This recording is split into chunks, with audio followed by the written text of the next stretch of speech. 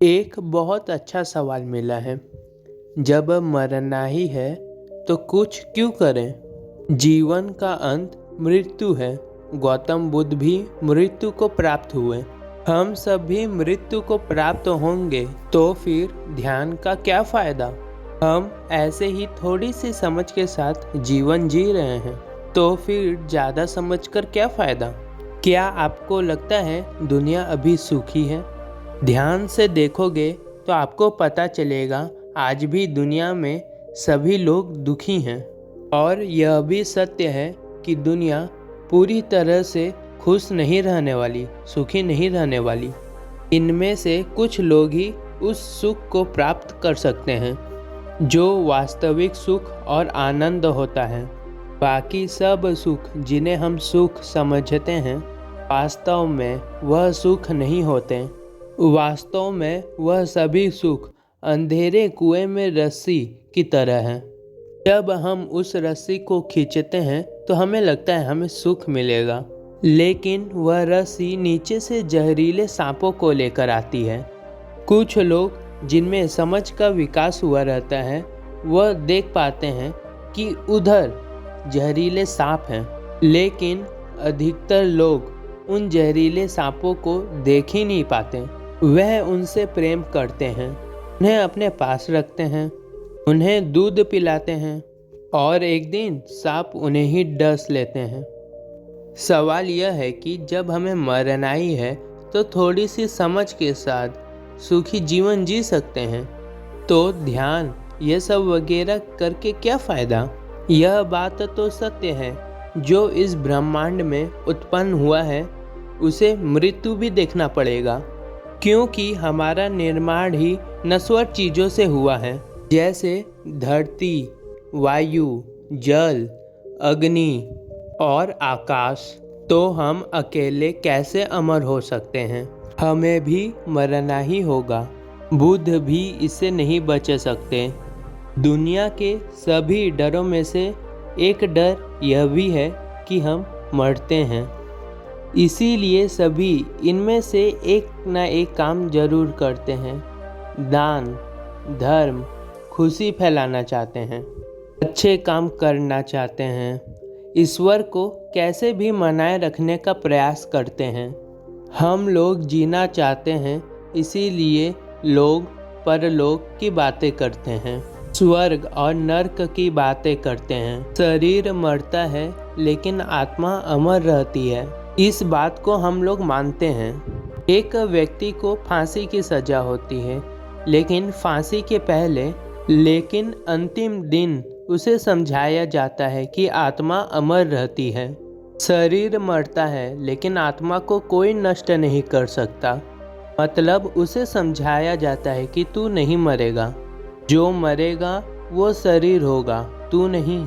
लेकिन उस दिन उस व्यक्ति को यह सारी चीज़ें बेकार लगती हैं। उसे पता है कि वह मरने वाला है, और आत्मा को किसने देखा है? वह जो उसने जिंदगी भर किया, उसमें से कुछ भी अच्छा नहीं लगता, और आखिर में सभी यही सोचते हैं कि मैंने जीवन जिया ही नहीं, और बिना जिए ही मैं मृत्यु को प्राप्त हो रहा हूँ। और इसी बेचैनी और डर के बीच वह मृत्यु को प्राप्त हो जाता है। यह समान समझ के व्यक्ति होते हैं, और जो विशिष्ट समझ के व्यक्ति हैं वह अपना जीवन जीते ही हैं और साथ में मृत्यु को भी जीते हैं। सुकरात एक विशिष्ट समझ के व्यक्ति थे। उन्होंने अपना जीवन भरपूर जिया। उन्हें मृत्यु दंड दिया गया, उन्हें जहर देकर मारने का आदेश दिया गया। उनके समाज में उन्हें चाहने वाले बहुत थे। वह लोग बहुत दुखी थे, लेकिन सुकरात बहुत खुश थे, बहुत आनंदित थे। उन्हें देखकर कारागृह के सिपाहियों ने उनसे पूछा, तुम मरने वाले हो तो तुम इतने खुश नजर क्यों आ रहे हो? तुम्हें तो दुखी होना चाहिए। सुकरात उन्हें कहता है, मुझे जन्म से एक चाह थी जो मुझे आज मिलने वाली है, इसलिए मैं इतना खुश हूँ। जीवन बहुत देखा, अब मैं मृत्यु को देखना चाहता हूँ। इसका इंतजार अब मैं नहीं कर पा रहा हूँ। बस अब वह मुझे मिल जाए जो जहर का प्याला बना रहा था। वह उस व्यक्ति की बातें सुनकर वह चौंकता है और अपना भरपूर देर लगाता है उस जहर को बनाने के लिए और सोचता है कि यह कितना महान व्यक्ति है, इसको थोड़े और समय के लिए यहाँ पर रहने मिल जाए। लेकिन सुकरात ने कई बार पूछ डाला, अरे भाई कितनी देर करोगे, जल्दी लाओ ना। हमारी विडंबना यही है कि ना ही हम जीवन को जान पाते हैं, ना ही मृत्यु को जानना चाहते हैं। जैसे जीवन हाथ से घिसक जाता है, वैसे मृत्यु भी हाथ से घिसक जाती है। हम जीवन को सुख मान लेते हैं और मृत्यु को दुख, जबकि ना ही जीवन ही सुख है, ना ही मृत्यु ही दुख है। सवाल गजब है, जबकि जीवन हम जी सकते हैं थोड़ी सी समझ के साथ, तो ध्यान वगैरह करके क्या फ़ायदा। यह सवाल वही लोग पूछ सकते हैं जो ज़्यादा ही खुश हो, सुख का अनुभव कर रहा हो। और जब हम सुखी होते हैं तो हमें चारों ओर सुखी नज़र आता है, लेकिन जब हम दुखी होते हैं तो हमें चारों ओर दुख ही नज़र आता है। ना ही दुख हमेशा के लिए रहता है, ना ही सुख हमेशा के लिए रहता है। यह बदल बदल कर आते जाते रहते हैं। एक जाता है तो उसकी जगह दूसरा स्थान ले लेता है। जो मैं कह रहा हूँ उसे मानने का ज़रूरत नहीं है। आप अपने समझ का प्रयोग करें और जानें, इस जीवन में एक ही प्रकार का व्यक्ति जन्म लेता है और मृत्यु को प्राप्त होता है, और वह हम सब हैं। केवल बुद्धत्व प्राप्त व्यक्ति ना ही जन्म लेता है, ना ही मृत्यु को प्राप्त होता है। यह खेल हम सब के लिए है, बुद्धों के लिए नहीं। और ध्यान की क्या आवश्यकता है? आवश्यकता तो ब्रह्मांड में किसी चीज की भी नहीं है, मगर वह है। ध्यान केवल आपको जगाए रखने के लिए है। जब तक आप पूर्ण जागृत नहीं हो जाते, यह वैसे ही है किसी नशे वाले इंसान को मार मार कर जगाने की कोशिश करते हैं। ध्यान नहीं होगा तो आप इस दुनिया के नशे से दूर नहीं आ सकते, कभी बाहर नहीं आ सकते। एक कहानी द्वारा इस बात को समझने का प्रयास करते हैं। बुद्ध का एक शिष्य बुद्ध के पास आया और उसने बुद्ध से कहा, बुद्ध, मैं आपकी बातों को कंठस्थ याद कर लेता हूँ, आपके बनाए सभी नियमों का पालन करता हूँ, आपकी बताए सभी बातों को मैं मानता हूँ। तब क्या यह सब करने से मैं आपकी तरह बन सकता हूँ? बुद्ध समझ गए कि उनके शिष्य में ज्ञान जागृत करने का क्षमता जाग चुकी है, अतः उसे केवल दिशा दिखाना ही बाकी है। बुद्ध मुस्कुराए और कहे कि यह सब करने से तुम मेरी तरह नहीं हो सकते। तुम्हें एक काम करना चाहिए, तुम्हें एक अलग दिशा में जाना चाहिए और वहाँ ध्यान साधना करनी चाहिए। लेकिन शिष्य ने कहा, बुद्ध, लेकिन मैं आपको नहीं सुन पाऊंगा। बुद्ध ने कहा, नहीं, लेकिन तुम अपने आप को सुन पाओगे। शिष्य ने ऐसा ही किया।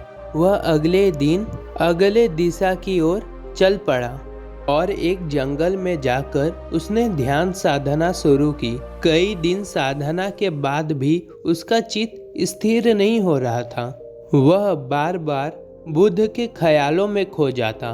वह सोचता, बुद्ध ने क्या नया समझाया होगा, क्या कहा होगा, उससे बहुत कुछ छूट रहा है।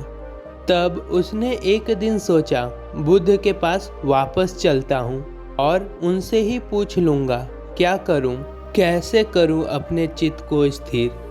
वह यह सोचकर वापस विहार निकल गया। रास्ते में मरुस्थल पड़ता था, उधर रेत ही रेत थी और उसके पास पीने का पानी भी समाप्त हो गया था। पानी नहीं मिल रहा था और उसकी प्यास बढ़ती ही जा रही थी। दोपहर का समय आ गया था, सूरज सर पर था। उसे दूर पानी दिखाई दिया। और वह बहुत जोर से भाग कर गया। लेकिन उसने देखा यह तो एक छलावा था, वहाँ पानी नहीं था। उसे तपती रेत में पानी का भ्रम दिखाई दिया। शिष्य ने कुछ दूर देखा और उसे फिर से पानी दिखाई दिया। वह उधर पहुंचा ही था कि यह क्या, उसे फिर से छलावा हुआ। दूर दूर देखने पर उसे हर जगह पानी दिखाई दे रहा था, मगर पास जाने पर उसे सिर्फ रेत दिखाई दे रहा था। दूर दूर तक उसे हर चीज छलावा दिखाई दे रहा था। उसके अंतर नेत्र खुल गए। उसने सोचा, जिस प्रकार मृग एक छलावे के पास दौड़ता है कि उसे पानी पीने के लिए पानी प्राप्त हो जाए, पर उसे पानी नहीं मिलता, इसी प्रकार वह पानी खोजने के लिए दूर दूर तक दौड़ता है, फिर वह अपने प्राण गंवा देता है। उसने जीवन की तुलना छलावे से की। उसने सोचा कि यह जीवन भी तो छलावे के ही समान है। हम लोग धन, सम्मान, पद, प्रतिष्ठा के पीछे दौड़ते रहते हैं, पर ना ही धन दौलत से, ना ही सम्मान से, पद से किसी की भी तृप्ति नहीं होती। कोई एक चीज के प्राप्ति के बाद भी दूसरे की प्रति तृष्णा बढ़ ही जाती है। जब एक तृष्णा खत्म होती है तो दूसरी पैदा हो जाती है। इसी प्रकार तृष्णा के पीछे भागता भागता मनुष्य एक दिन मृत्यु को प्राप्त हो जाता है, जबकि वह भिक्षुक ने इस दुनिया को छलावे से जाना था। और इसी बारे में चिंतन मनन करते हुए वह बुद्ध के पास पहुंचा। बुद्ध ने उसे समझाया कि जो यह समझ जाता है कि यह जीवन मरीचिका की तरह समान है, मरीचिका मतलब भ्रम, यह जीवन झाग के बुलबुले की तरह समान है, वह जीवन के सत्य को भी समझ जाता है। वह मार्ग के फूलों के वाड़ों की तरह उसे तोड़ देता है। उसे मृत्यु के सम्राट का कभी दर्शन नहीं होता। मार्ग के फूलों के बाड़ों का तात्पर्य मन के दिखाए लालच से है। लालच हमेशा सुखदायी नजर आता है।